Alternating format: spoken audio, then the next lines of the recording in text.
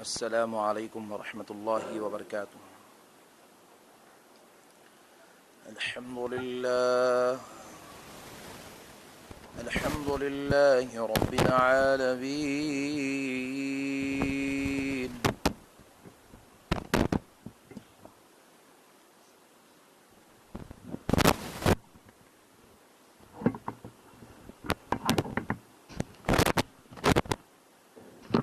والصلاة والسلام على سيد الأنبياء والمرسلين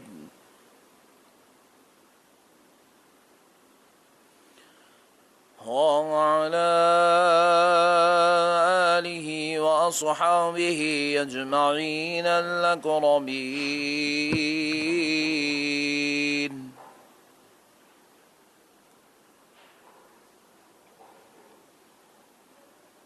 أشهد أن لا إله إلا الله وحده لا شريك له، وأشهد أن سيدنا ونبينا ومولانا محمدا عبده ورسوله۔ بسم الله الرحمن الرحيم۔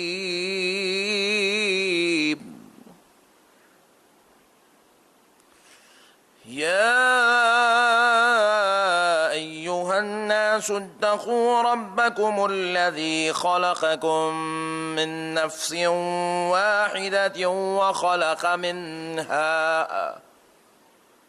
وخلق منها زوجها وبث منهما رجالا كثيرا ونساء، واتقوا الله الذي تساءلون به والأرحام إن الله كان عليكم رقيبا۔ صدق الله العظيم وبلغنا رسوله النبي الكريم۔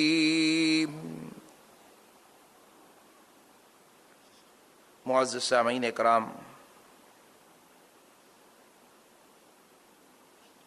یہ اللہ تبارک و تعالیٰ کا نہایت ہی فضل اور کرم ہے، اور اس کے پیارے حبیب رحمت للعالمین صلی اللہ تعالی علیہ وآلہ وسلم کی لطف عنایت ہے۔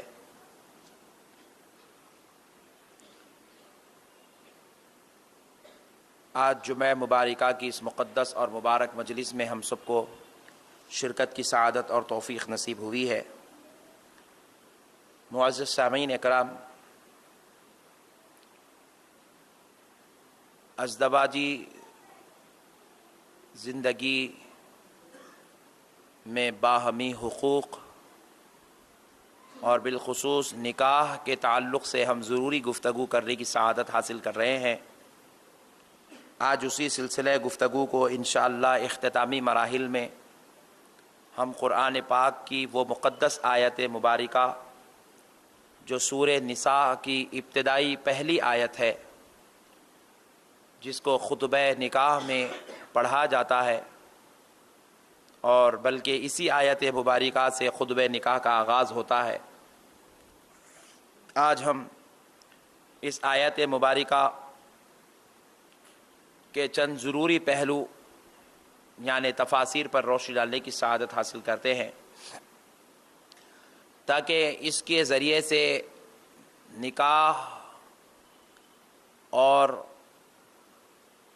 خواتین کی اہمیت اور اس کے حقوق ہمیں سمجھنے کی سعادت نصیب ہو۔ معزز سامعین اکرام، اللہ تبارک و تعالی نے اس آیت کریمہ میں اپنے بندوں کو بالخصوص خواتین کے حقوق بیان فرمائے، مرد حضرات کو، خواتین کے تعلق سے، عورتوں کے تعلق سے، بلکہ بیوی کے تعلق سے شوہر کو اللہ تبارک و تعالی نے اس کے اندر چند احکام نازل فرمائے ہیں۔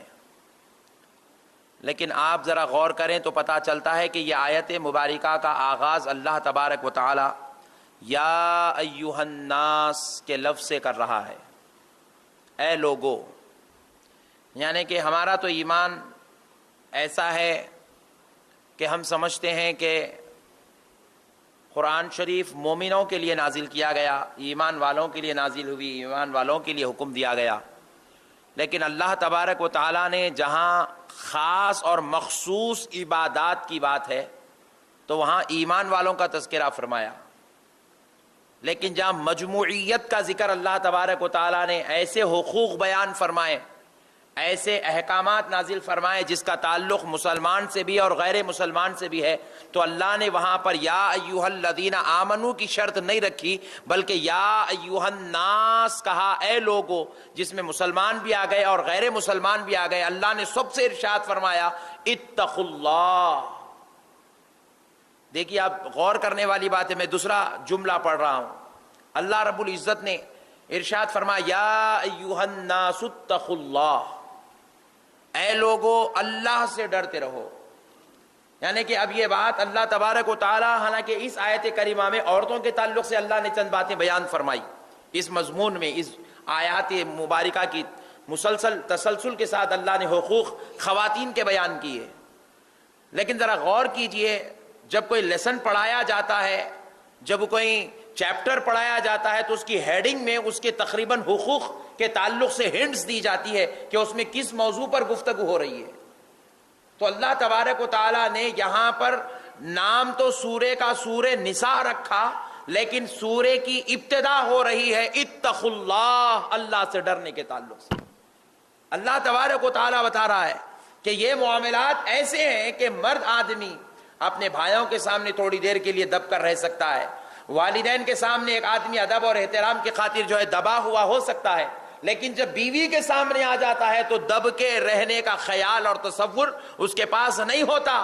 جب وہ بیوی کے سامنے آتا ہے تو یوں محسوس کرتا ہے کہ میں اس کا مالک ہوں، یہ میرے اختیار میں ہے، میں جیسے چاہوں جس طریقے سے چاہوں اپنی بیوی کے ساتھ گفتگو کر سکتا ہوں، جیسے چاہوں زبان استعمال کر سکتا ہوں، جیسے چاہوں اپنے ہاتھ پیر استعمال کر سکتا ہوں، جس طریقے سے چاہوں میں اس کے ساتھ معاملہ داری کر سکتا ہوں۔ یہ ایک ذہن انسان کے پاس ہوتا ہے، تو اللہ نے فرمایا خبردار، تو دوسروں کے پاس جاتا ہے، ان کے بڑے ہونے یا رشتہ دار ہونے کا لحاظ رکھتا ہے، لیکن جب بیویوں کے پاس جاتے ہو تو تم یہ حقوق کا خیال نہیں رکھتے، تو پھر خبردار تم اس بات کا خیال رکھو کہ جب تم بیویوں کے پاس جاتے ہو تو تمہارا رب تم کو دیکھ رہا ہے، تمہارا خدا تمہیں دیکھ رہا ہے، تمہارا رب تمہیں دیکھ رہا ہے۔ اب اللہ سے ڈرو اے بندو جب تم اپنی بیویوں کے پاس چلے جاؤ، اللہ سے ڈرو اے بندو جب تم اپنی بیویوں کے ساتھ معاملے داری کرو، اللہ سے ڈرو اے بندو جب تم ان کے حقوق کے معاملات میں شیطان کے شر کی وجہ سے اپنے پیروں کو پیچھے کھینچ لیتے ہو، اپنے ہاتھ کو آگے بڑھانے سے پیچھے کھینچ لیتے ہو،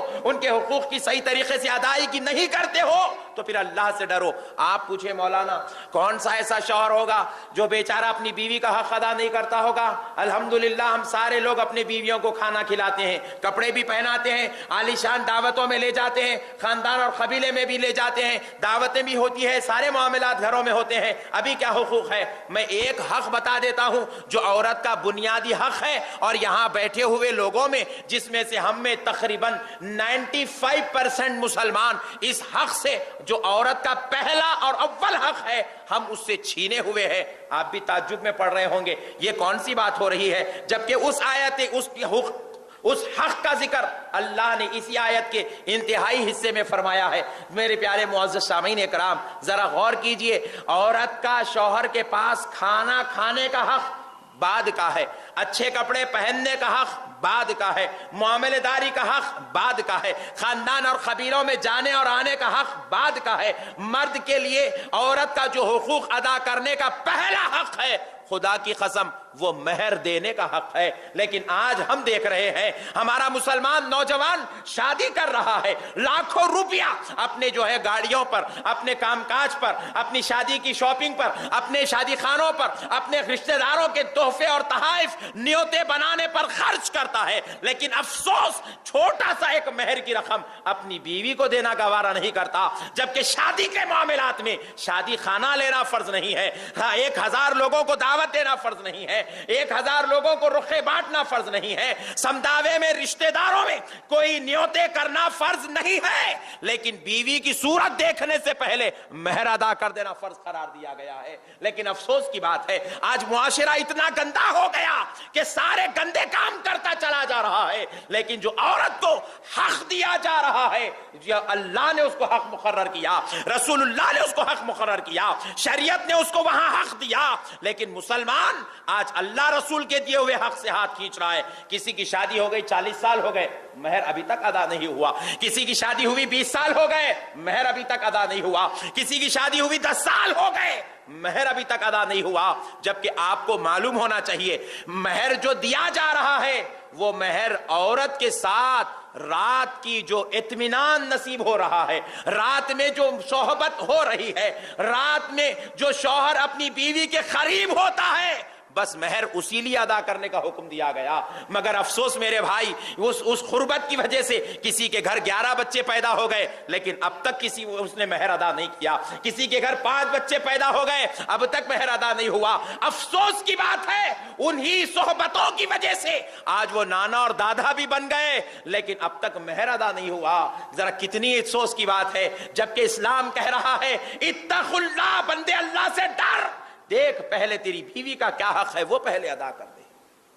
ایک شادی میں 5 لاکھ روپیہ خرچ ہو رہا ہے, 10 لاکھ روپیہ خرچ ہو رہے ہیں, لیکن افسوس کی بات ہے 21,000 روپے مہر ادا نہیں ہوا. 11,000 روپے مہر ادا ابھی تک نہیں ہوا. خوش نصیب ہے وہ بزرگ حضرات جن کی شادیاں آج سے 25 سال 30 سال پہلے ہوئی, ان کا مہر تو 500 روپے تھا, 1000 روپے تھا, 1100 روپے تھا, وہ بھی ابھی تک ادا نہیں ہوا. کتنی تعجب کی بات ہے, کتنی افسوس کی بات ہے. اسی لیے اللہ کہہ رہا ہے بندو اللہ سے ڈرو. تم بیویوں کے معاملات میں بہت لاپرواہ ہو جاتے ہو, تم اپنی بیویوں کے حقوق ادا نہیں کرتے ہو.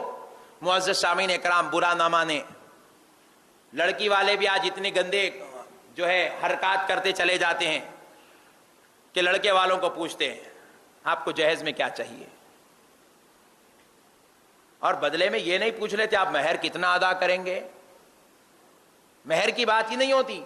میں کئی مرتبہ خطبے نکاح پڑھنے کے لیے بلایا گیا, دعوت دیا گیا, تو جب مجلس میں قاضی کے بازو بیٹھتا ہوں, قاضی صاحب پوچھتے ہیں مہر کتنا مقرر ہے, تب مشورہ ہوتا ہے مہر کے لیے. افسوس کی بات ہے لڑکی کا مہر لڑکی کا باپ یا لڑکی کا بھائی مقرر نہیں کر سکتا.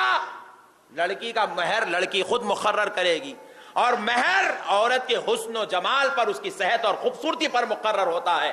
عورت کا پہلا حق ہے شوہر کی زندگی میں وہ اپنے شوہر سے مہر حاصل کر لے, اور شوہر کا پہلا حق ہے اپنی بیوی کو ادا کرنے کا کہ وہ اپنی بیوی کو مہر ادا کر دے. لیکن افسوس کی بات ہے قاضی پوچھتے ہیں کیا 21,000 لکھ دوں, 11,000 لکھ دوں, 50,000 لکھ دوں. استغفر اللہ, قاضی پوچھتا ہے ہاں لکھ دو مول صاحب, جو بھی ہے لکھ دو. اب آپ والد کو خود نہیں معلوم مہر کس کا لیا جا رہا ہے, کس کا دیا جا رہا ہے. مہر کہتے کس کو ہیں؟ شوہر کی زندگی میں جانے کے بعد بیوی کا سب سے پہلا حق اس کا مہر ہے, اور یہ مہر کوئی باپ یا بھائی نہیں, بیوی خود مقرر کرے گی. دلہن خود مقرر کرتی ہے کہ مجھے اتنی رقم چاہیے, مجھے اتنی رقم چاہیے, مجھے اتنی رقم چاہیے. مگر معزز سامعین اکرام, لیکن افسوس کی بات ہے شرم آنی چاہیے ان لوگوں کو جو دلہن والوں سے گاڑی بھی لے لیتے ہیں, جوڑے کی رقم بھی لے لیتے ہیں, ہاں دوسرا فنڈ بھی لے لیتے ہیں, دوسرا مال بھی لے لیتے ہیں, وہ بھی لے لیتے ہیں, یہ بھی لے لیتے ہیں, الیکٹرانک آئٹمز لے لیے, سارے روزمرہ کی زندگی کے جتنے آئٹمز سے لے لیے. ارے حد تو یہ ہے, بعض تو گندے اتنے جاہل ہیں کہ سسرال والوں سے پیسے لے کے کاروبار لگاتے ہیں, سسرال والوں سے پیسے لے کے جو ہے کار خریدتے ہیں, اس کار کی ڈرائیونگ کر کے زندگی گزار رہے ہیں. آٹو خریدتے ہیں, آٹو چلاتے ہیں, پوچھا کہاں سے آنے آٹو, سسر نے دلایا ہے. اتنا بدترین ماحول آ گیا, جن کے گھر سے تم لاکھوں روپیہ لے لو, ان کی بیٹی کا پہلا حق تم مہر ادا نہیں کر سکتے, تو پھر بتاؤ اللہ کے پاس کیا جواب دو. کیا اللہ تعالیٰ چھوڑ دے گا؟ کیا اللہ تبارک و تعالیٰ چھوڑ دے گا؟ کیا اللہ اس کا حساب نہیں لے گا؟ اللہ تبارک و تعالیٰ اس بات کا حساب نہیں لے گا کہ تم نے اتنے لوگوں کو کھانا کیوں نہیں کھلایا, اللہ یہ نہیں پوچھے گا. تم نے اتنے جوڑے کپڑے کیوں نہیں ڈالے, اللہ یہ نہیں پوچھے گا. تم نے اتنی دعوتیں کیوں نہیں کی, اللہ نعوذ باللہ یہ نہیں پوچھے گا. لیکن دولہا اور دلہن سے پہلا سوال بروز محشر اللہ پوچھے گا تم نے کتنا مہر مانگا تھا اور تم نے کتنا مہر ادا کیا. اس کا سوال ہوگا, اس کا حساب ہوگا. جو حساب دینا ہے اس کا تصور اور خیال، اس کا فکر اور اس کا کوئی ہمیں تصور بھی نہیں ہے. لیکن افسوس جو چیزیں نہیں ہونا چاہیے تھا وہ ساری باتیں ہو رہی ہیں. ہم نے نکاح کو مکمل طور پر مغربی ماحول میں تبدیل کر دیا. نکاح والا رشتہ، نکاح والی احکام، نکاح والا شریعت والا قانون ہم نے مکمل غیروں کے حوالے کر دیا. یہود اور نصارہ جو طریقہ اختیار کرتے تھے، افسوس آج ہم نے وہ طریقوں کو